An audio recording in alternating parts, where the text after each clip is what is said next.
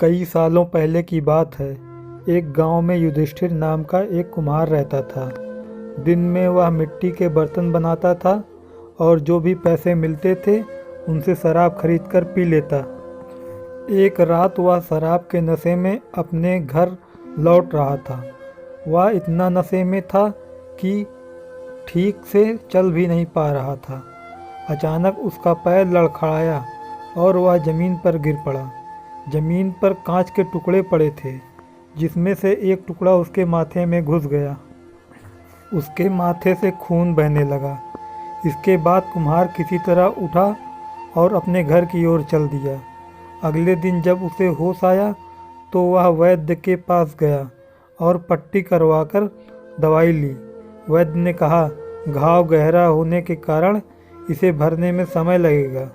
पूरा भर जाने के बाद भी इस घाव का निशान नहीं जाएगा। इसके बाद कई दिन बीत गए।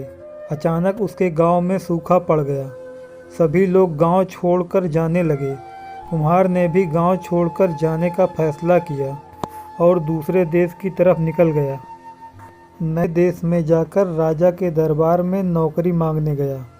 वहां राजा ने उसके माथे पर चोट का निशान देखा और सोचा, यह जरूर कोई पराक्रमी योद्धा होगा और दुश्मन से लड़ते समय इसके माथे पर चोट लगी होगी। यह सोचकर राजा ने उसे अपने दरबार में एक खास जगह दे दी और उस पर विशेष ध्यान देने लगे। यह देखकर राजा के दरबार में मौजूद राजकुमार, सेनापति और अन्य मंत्री उससे जलने लगे। ऐसा कई दिनों तक चलता रहा। एक दिन शत्रुओं ने राजा के महल पर हमला कर दिया। राजा ने अपनी पूरी सेना को युद्ध के लिए तैयार किया। उसने युधिष्ठिर से भी युद्ध में जाने के लिए कहा। युधिष्ठिर जब युद्ध भूमि की तरफ जा रहा था तो राजा ने उससे पूछा कि उसके माथे पर यह चोट किस युद्ध में लगी। इस पर कुम्हार ने सोचा कि अब वह राजा का भरोसा जीत चुका है और अब अगर वह राजा को सच बता देगा तो कोई समस्या नहीं होगी।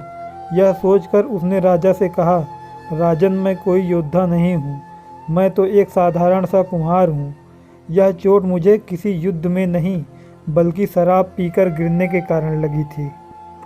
कुम्हार की यह बात सुनकर राजा को बहुत गुस्सा आया। उसने कहा, तुमने मेरा विश्वास तोड़ा है और मुझे छल कर दरबार में इतना ऊंचा पद पाया है। निकल जाओ मेरे राज्य से। कुम्हार ने राजा से बहुत मन्नतें की। उसने कहा कि अगर उसे मौका मिले तो वह युद्ध में राजा के लिए प्राण भी दे सकता है। राजा ने कहा, तुम चाहे जितने भी वीर और पराक्रमी हो, लेकिन तुम सूरवीरों के कुल से नहीं हो। तुम्हारी हालत शेरों के बीच रहने वाले उस गीदड़ की तरह है जो हाथी से लड़ने की जगह उससे दूर भागने की बात करता है। मैं तुम्हें जाने दे रहा हूँ, लेकिन अगर राजकुमारों को तुम्हारा राज पता चला तो वे तुम्हें मार डालेंगे। इसीलिए कहता हूँ कि अपनी जान बचाओ और भाग जाओ। कुम्हार ने राजा की बात मानी और तुरंत उस राज्य को छोड़कर चला गया। इस कहानी से यह सीख मिलती है कि इंसान की असलियत ज़्यादा दिन तक छुप नहीं सकती। एक ना एक दिन राज खुल ही जाता है। दोस्तों, कहानी पसंद आई तो लाइक कीजिए, कमेंट कीजिए, शेयर कीजिए और चैनल को भी सब्सक्राइब कीजिए। धन्यवाद।